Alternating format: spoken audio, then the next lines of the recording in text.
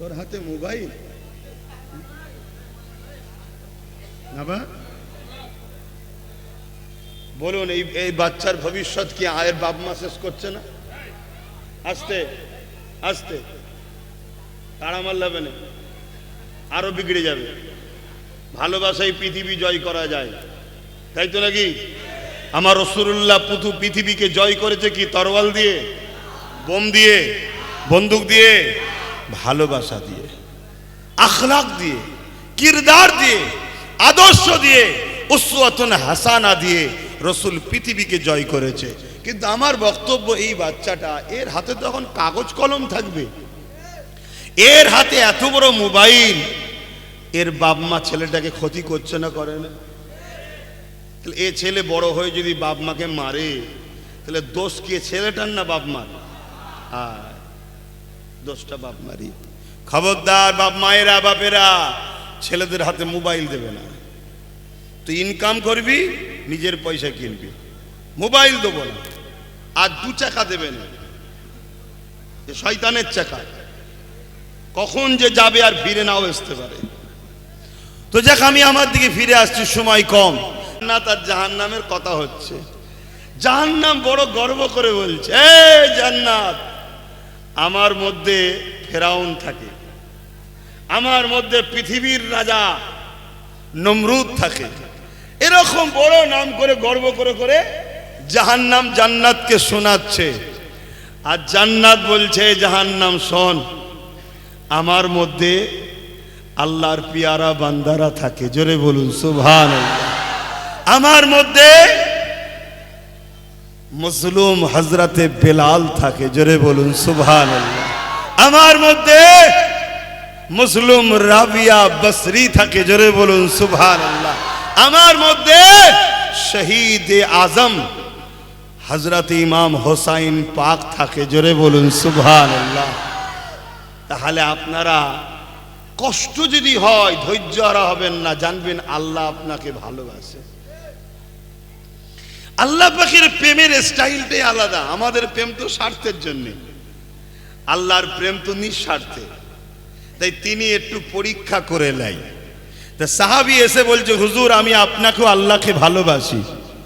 নবী বলছেন, ঠিক করে বলছো? জি হুজুর ভালোবাসি। আবার রাসূল বলছেন, জেনে শুনে বলছো? জি হুজুর ভালোবাসি। আল্লাহ নবী আবার বললেন, তুমি চিন্তা ভাবনা করে বলো তুমি কি বলছো। সাহাবী বলছেন, হুজুর ভালোবাসি। আল্লাহ নবী বললেন, তৈরি হও। হুজুর কিসের জন্যে? তোর হাতে মোবাইল না বা বলুন, এই বাচ্চার ভবিষ্যৎ কি আয়ের বাপ মা শেষ করছে না? এই টুপি রয়েছে রাইসুল মুনাফিক আব্দুল্লাহ ইবনে উবাই, তারও পাগড়ি রয়েছে, মাথায় টুপি রয়েছে, মুখে দাড়ি রয়েছে, পরনায় জুব্বা রয়েছে। সিদ্দিকে আকবর নবী পাককে ইক্তেদা করে মদিনার নববী শরীফে নামাজ পড়ে।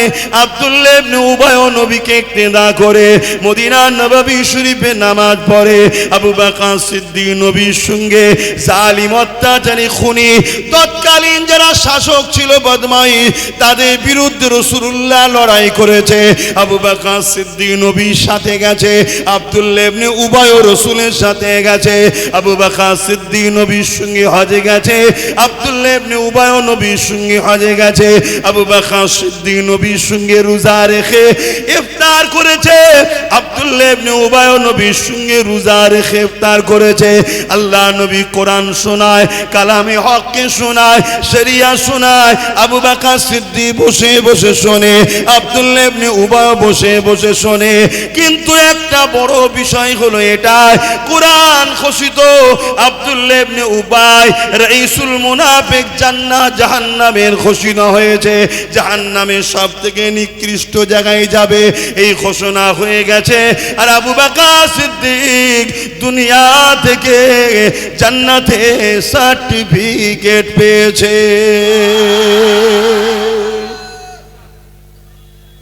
দুজনেরই তো নামাজ, দুজনেরই রোজা, দুজনেরই দাড়ি, দুজনেরই টুপি, দুজনাই হজ করেছে, দুজনাই নবীর হাতে হাত দিয়েছে, দুজনাই নবী শরীফে বসে, দুজনাই নবীকে ইক্তেদা করে নামাজ পড়ে।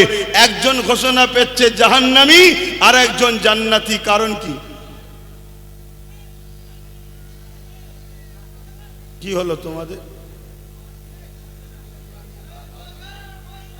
আবার উঠে বললে কেন হুড়মুড় করে?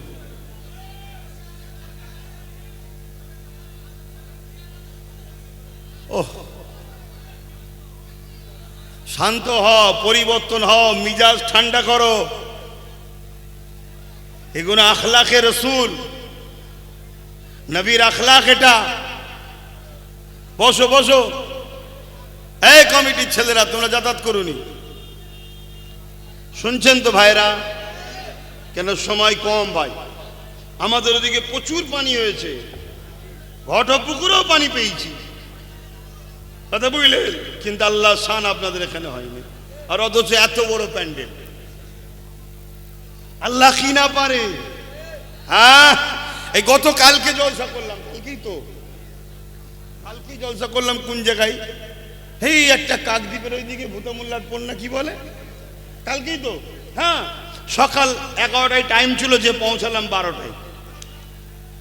দেখি ওপরে কিছু ছাউনি নেই, মেঘলা হয়ে আছে, লোকগুলো সব বসে আছে, দেখলে একদম ভিড় করে বসে আছে আল্লাহর বান্দারা। আর একটু পরে দিকে মেঘলা চলে যায়, একদম কড়া রোদ, লোকগুলো সব ঘেমে টেমে মুখ কালো হয়ে গেল। আমি কি গো, এই দোয়া করে দিই? তারা বললো না, জলসা করেন। আমি কষ্ট হচ্ছে, বলছি কিচ্ছু হয়নি। কষ্ট কি হয়নি?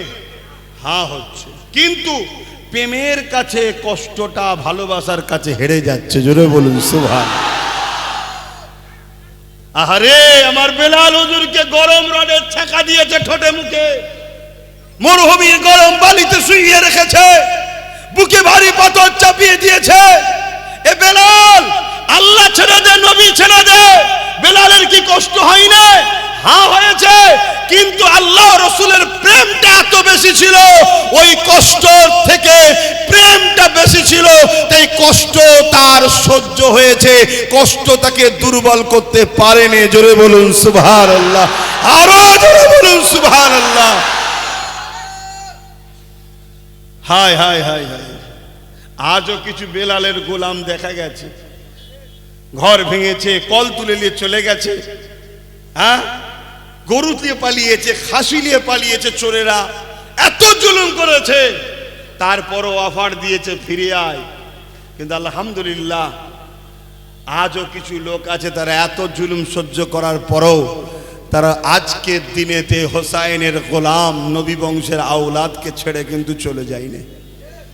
তা আগামী দিন আরো পরীক্ষা হবে, মজবুত হয়ে থাকতে পারবে তো? এই ভাইটার সাথে, বাবাজির সাথে ছিলে আছে, থাকবে তো? হাত তুলে সাক্ষী দাও, এ হাত সত্য তো? এ হাত সত্য তো? আল্লাহ কবুল করে বোন, আল্লাহুম্মা আমিন। তোমরা সাক্ষী দাও, আমার মা বোনেরা আমাদের সাথে আছে তো?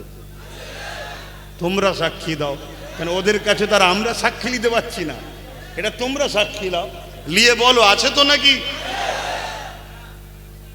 না 1500-এর জায়গায় 3000-এ বিক্রি হচ্ছে। ও তো গোষ্ঠীর নারী নক্ষত্র সামলে নিচ্ছে।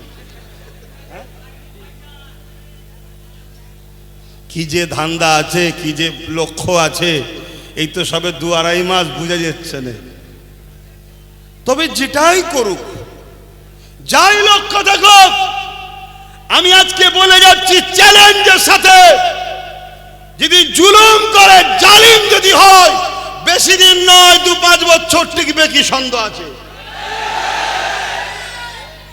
কথা বুঝে আসছে? হ্যাঁ, কেন জুলুম মিটবে না, জালিম বেশি দিন টেকে না। ফেরাউনের জুলুম কম ছিল না, অল্প দিন টিকেছে, মিটিয়ে দিয়েছে আল্লাহ। নমরুদের জুলুম কম ছিল না, আল্লাহ তাকেও মিটিয়ে দিয়েছে। আমরা যুগে যুগে দেখে আসছি, এজিদ ইমাম হোসাইন পাকের সঙ্গে বেয়াদবি করলো, কাবায় গিলাপে আগুন পর্যন্ত ধরিয়ে দিল, এত বড় জালিম ছিল, কিন্তু আমার আল্লাহ 3টে বছরের মধ্যে তাকে মিটিয়ে দিল। শুনছেন? তোমাদের জালিমটাও 6 বছরের মধ্যে মিটে গেছে। আমার ইমামের জন্য সময়ে যে জুলুম করেছিল 3, আর ইমামের গোলামদের সাথে যারা জুলুম করেছে 6। বাবেরা মন দিয়ে শোনেন, এ যুবকেরা তরুণেরা যে কথা বলছিলাম